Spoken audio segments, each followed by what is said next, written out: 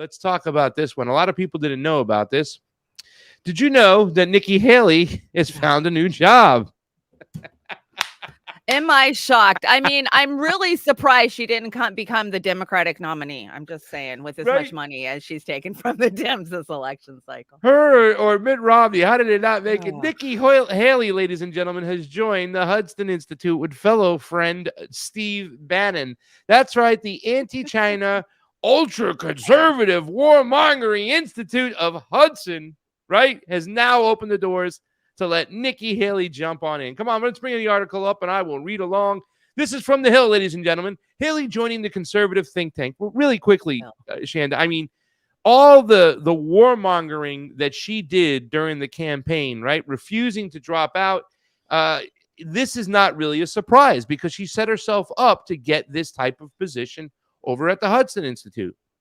She's a military-industrial golden girl. Are you kidding? I mean, that's the only reason she's there is to push for the military-industrial complex.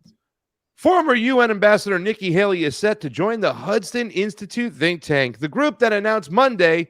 The post will allow her to keep a notable profile as she mulls a second presidential bid for 2028. Haley, former President Trump's most significant 2024 primary rival, is set to be the Walter P. Stern chair at the Institute. I guess she's taking the chair. She's taking the head warmonger's job, the anti-Chinese Hudson Institute. When our policymakers fail to call out our enemies or acknowledge the importance of our allies, the world is left safe. That is why Hudson's work is so critical, Haley said in a statement. They believe the American people should have the facts and policymakers should have the solutions to support a secure, free, and prosperous future.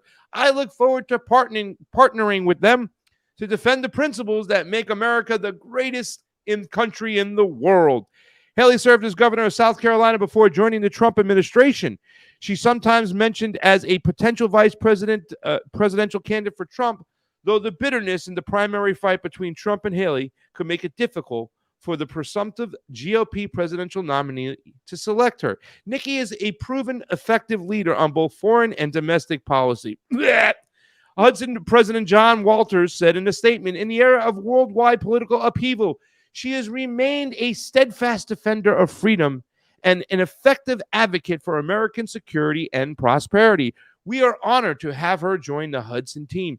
Notable members of the think tank throughout the history include former Secretary of State Henry Kissinger and former Vice President Dan Quayle and former Secretary of State Mike Pompeo and former Transportation Secretary Elaine Chao joined the think tank in 2021. That's some good company there, Chanda. Your thoughts immediately when you hear those names, Chanda. Henry Kissinger, right? Yeah. She's joining the likes of Henry Kissinger over here. Here we go. Let's be clear. They needed some diversity because don't forget, she was the first Indian American, not Native American, Indian American woman to ever serve in a presidential cabinet. So they need some diversity. They're going to get their, EGSIBIC scores.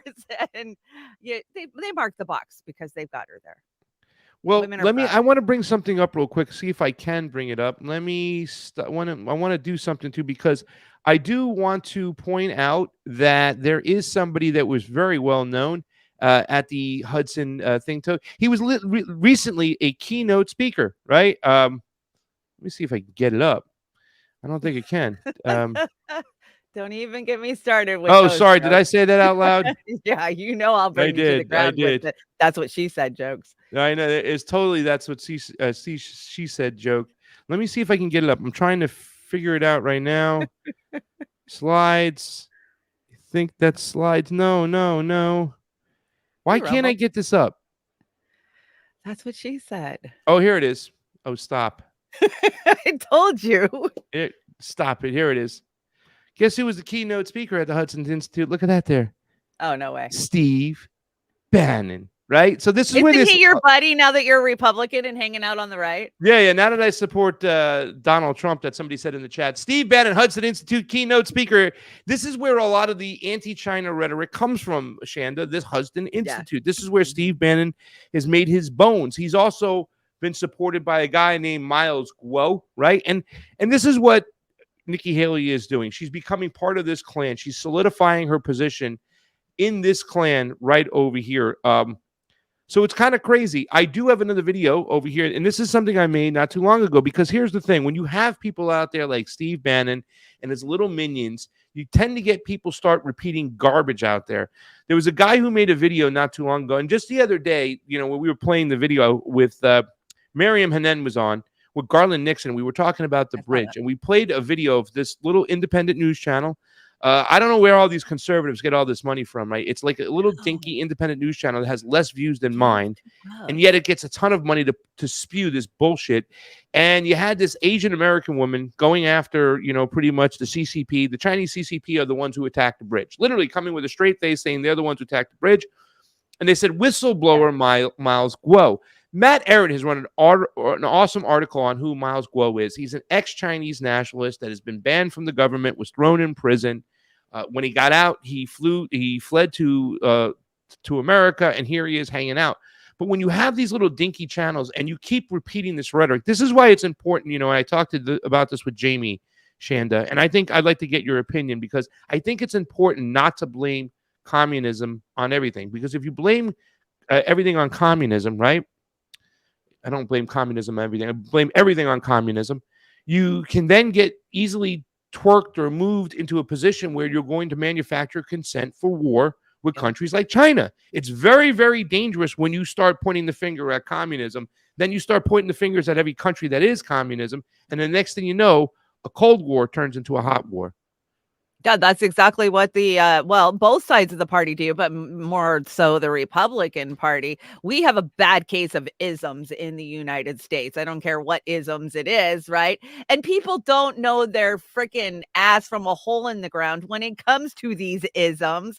They don't understand. They just eat up the rhetoric that they've been sold their whole entire life by the conservatives. Communist parties, bad, gotta shut them down. Socialist countries, bad, gotta coup them. That's just what we do as Americans. We don't ever actually have a full discussion about anything. We just throw an ism on it and shut it down.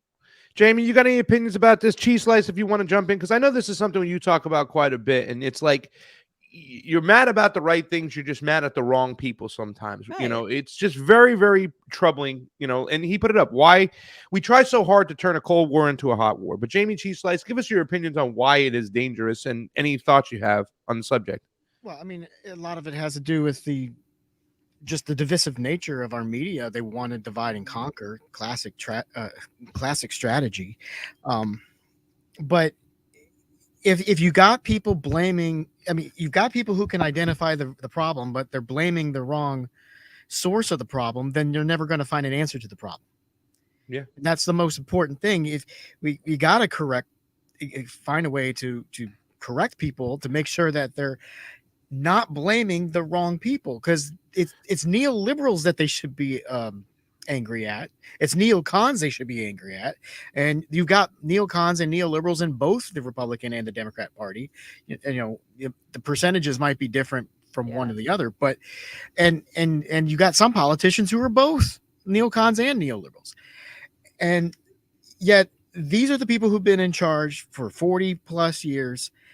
They've been making all the policy. They've been deciding where all the money's going to go. They've been driving all of the wars.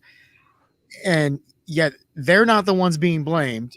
People who are upset with those policies and legislation are blaming communists who have no money and no power. Yeah.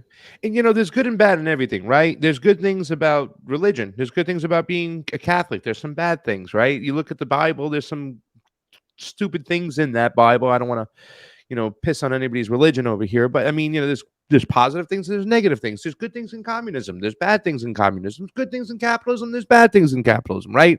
At least by theory wise. And, we don't even have capitalism here in the United States. Not really, we have this techno woke fascism. And that's exactly what it is. It shouldn't be the question. Matt Ehret said it best. And I'm going to say this on the stage at the Minds Fest. The question shouldn't be communism or capitalism. The question should be slavery or freedom, right? That is what we should be looking at, Chanda. Absolutely. Go ahead, Jamie. Yeah, he's really, Matt really said we should be pointing to feudalism. We're in a neo-techno feudalism. Woke corporate feudalism. views. Woke. We got to put the woke in there. Yeah. Woke has been misrepresented. It's now been changed. It used to be a word, a Yeah. positive word. Now it's used in a negative way. But they're using that wokeism to kind of pin the tail on the communists or the Chinese to kind of throw that wokeism. Like that's their ideology. That's what communism is. They eliminate gender. They eliminate everything. They eliminate religion. So they take all this stuff that's happening that's really divisive and driving people crazy, and they try to thrust it and put it on the Chinese or the CCP or the socialists or the Even though they Venezuelans. want to do the same shit to us by rolling out the techno security state on us, it's the same thing. We play these games of communism over there and democracy over here, but at the end of the day, they all want to answer to the World Economic Forum and their future idea for a one world government. So, we play these games, but at the end of the day, they all bend the knee, including Putin, including Xi. You're not going to convince me otherwise. Okay, you talked crap about Chanda, and I put you in timeout. You can talk crap about me all you want. You talk shit about Chanda, you go in timeout. That's what happened, bummer. right? I missed it. Normally, I can No, handle it myself when I don't have the chat up.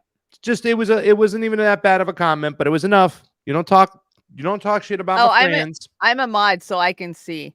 Yeah. You don't talk shit about my friends. Otherwise, you end up in timeout, and that's what happens, pal. So he's in timeout. He or she is in timeout. Whoever's talking trash, that's what you get. Listen, we talk about the dangers of how this, can turn a cold war into a hot war. It's not the first time I think the elites in this country have said, let's blame the communists for something, right? They immediately go to that. But when you start getting that rhetoric out there, you get some crazy stuff. I thought it was just crazy to hear that little independent news channel actually blame the bridge, the Francis Scott Key Bridge going down on the Chinese, on the CCP. This is a video that somebody made. Isn't that what what's her name is saying? Laura Logan. Is she saying that? Yeah, she's been saying it since day one. Her survey, her intel inside of the CIA is telling her. Yeah. Bonkers. And my husband's telling me this. No, I even brought the clip to my show. Like, they're already. I mean, it hasn't even been 12 hours, and they're saying it's the CCP. And Laura Logan could do some good work. Laura Logan could do some great work. I've been on election integrity panels with her from the American Project. She hosted one. She was the MC. But at the end of the day, they always scapegoat the immigrant and the Chinese, and I'm not down with that. That's my shit line. You're right. Not doing it. Let's look at this video this dude made not too long ago. This is the stuff you're going to get when you start putting out that crazy rhetoric, the Steve Bannons, the Jack Posobics, when you start blaming the Chinese for everything. This is what you get.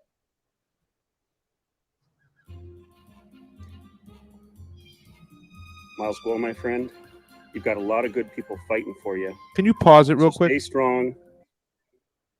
I just want to point out the reason why I thought this was crazy. Look at his shirt. He's got a shirt with Miles Guo in the middle, with Martin Luther King and Gandhi. I mean, bonkers now. Bonkers. You got MLK on a shirt with Miles Guo and Gandhi. I mean, please. Started from missing Jesus. They just need Jesus in the background. Oh my Lord. I mean, this is MLK and Miles Guo, a Chinese billionaire. Please.